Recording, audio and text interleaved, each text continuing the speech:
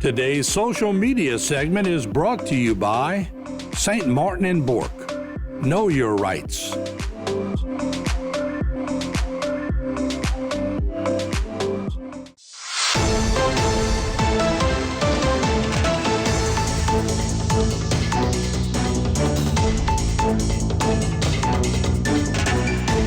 Right, welcome back to Bayou Time. Harry McCullough here. If you look up the history of Terrebonne Parish and the surrounding area, one of the first areas where people moved into because of the railroads was Gibson. And it had one of the oldest elementary schools from Gibson Elementary, which has recently been part of the parish trying to consolidate a lot of their school systems and their works. And now, there's no school system there that people have to travel all the way to Caldwell to go to an elementary school now from there. But on the bright side, there has now been a group that's opening a nonprofit. It's called Concerned Citizens of Gibson, which is opening up there. It's a distribution and activity center that'll be at the old Gibson Elementary School. And here to talk more about it is Miss Janet Ruffin. She's the president of Concerned Citizens of Gibson, and Randy Dardar, the treasurer and chaplain of the same group. So, guys, thanks so much for being with us. We appreciate it. And so you're a retired teacher, you're a minister in the area. And I guess let's talk about the beginning of Concerned Citizens of Gibson. Where did that idea come from, Ms. Jan? Actually, we started during the pandemic when schools were closed and the children were allowed to have lunch, but there was no area in Gibson. They had to travel to H.L. Bourgeois or Terrebonne High. Mm-hmm. And so with our parents working in that, our kids couldn't get to the school. So we got together and decided that we would feed our children during the summer. And this, some of the beginning pictures you will see, it started actually in my house, in my kitchen, yes, and on my yard. That's my table right there. And so you would make lunches, brown bag lunches for the children. For the children, yes. And then that was the way it started, and so that's kind of built its way into now where we are now. Or now, yes. And what are you doing now? What do you provide for the folks when they come by? Well, now we've gotten to Second Harvest, partnered with Second Harvest, and so every month we get some food from Second Harvest, and we pack it up and give it to the people in the community for service things that they need in our community. We also are going to do more than that, much more than that. But that was our beginning. This is our start in the building. I see. And yes. And then you could do a lot of things there. Yes. So Randy, as you know, as a minister, and you said you've been there 30 years. Living in Gibson. In Gibson and preaching. And this got to kind of work hand in hand with what you do on a regular basis, right? Exactly. To work. So tell me about that part of the community and how that works. Exactly. So we used the church at one time to do our distribution, but we knew we needed a permanent area. Yes. And because of the recent closing of school, we was able to go to the school board, and I presented our vision to them, and they overwhelmingly accepted, yes. brought us, said that we was able to be able to do this. Yes. The thing about it is that, as a minister, I have to say, faith coming by hearing and hearing by the word of God, Romans 10:17. So we are doing what the Lord wants us to do. It's a community-based center that we going to be able to provide the needs for our community. Gibson is out on the fringes of our community. So sometimes we have forgotten about, but we are a thriving community, and we want to take this opportunity given to us to really make it a center for encouragement, uplift, and strengthen our community.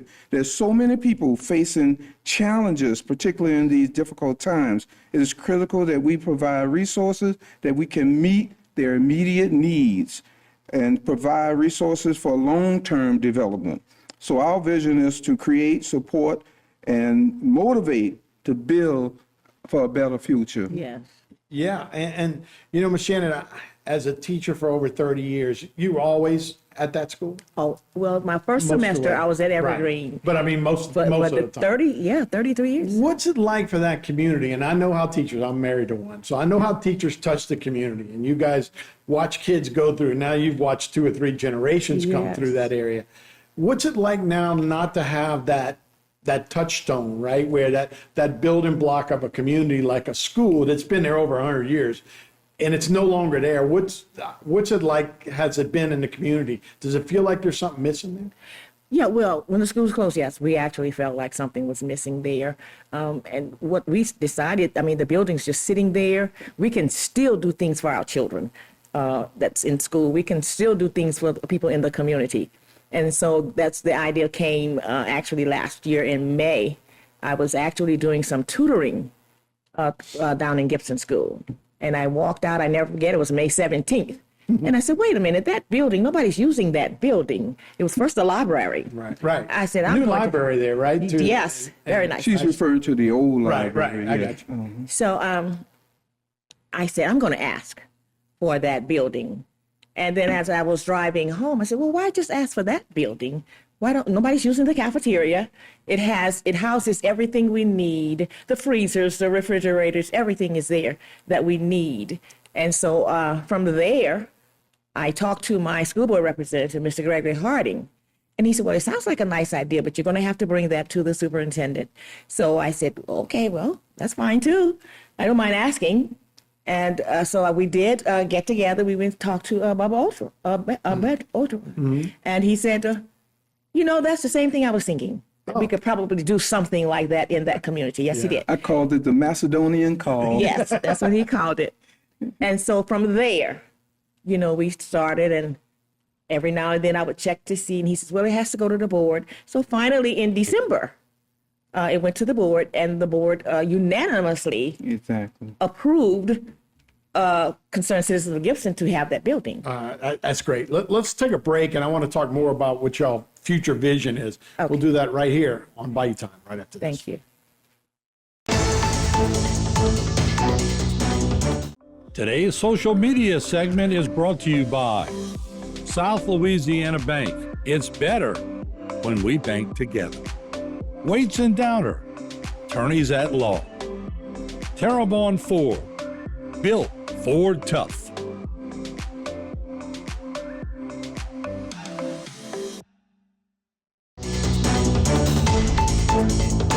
Hey, welcome back to Bayou Time. Harry McCullough here. We're talking about the Concerned Citizens of Gibson. It's a nonprofit organization. It's working out of the old Gibson School and the library and a couple of other things.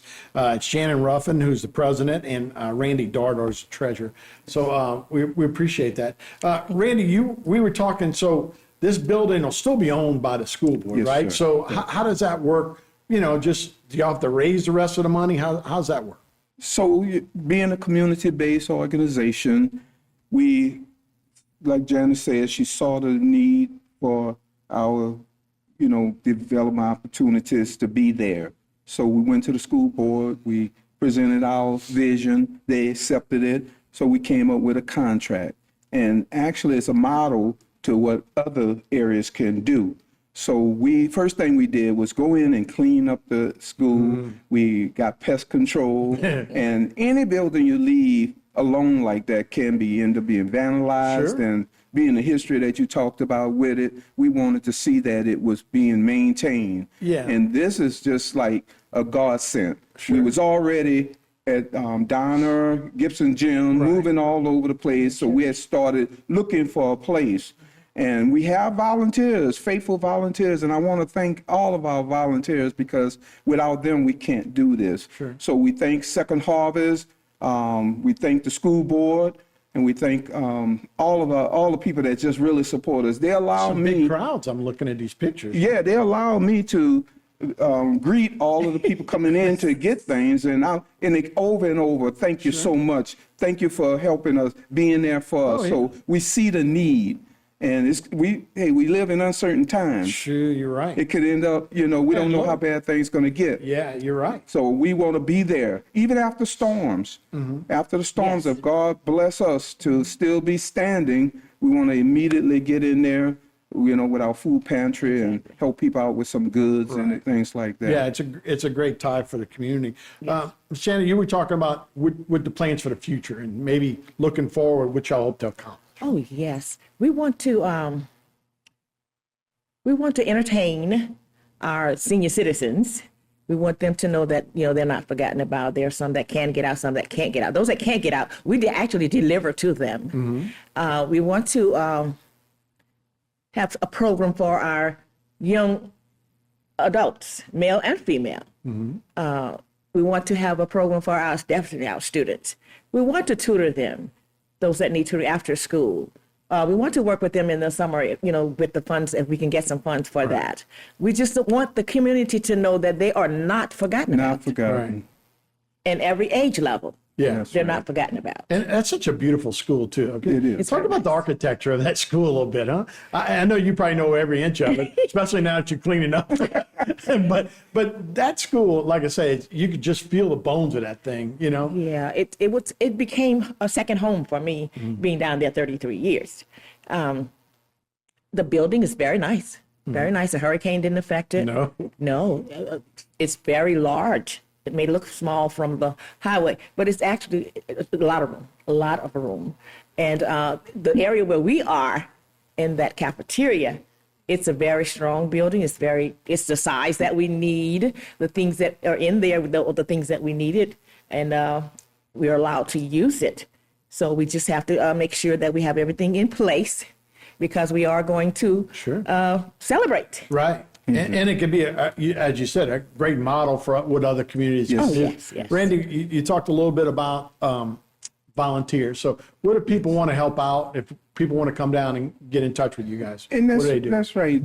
Like, we're not there every day, but when we're there, we always have people, come in and, do y'all need help? Yes, we do. We need help, especially young men. Right. We need our young men to come out with strong backs, because we're moving boxes and all these goods that we're giving out.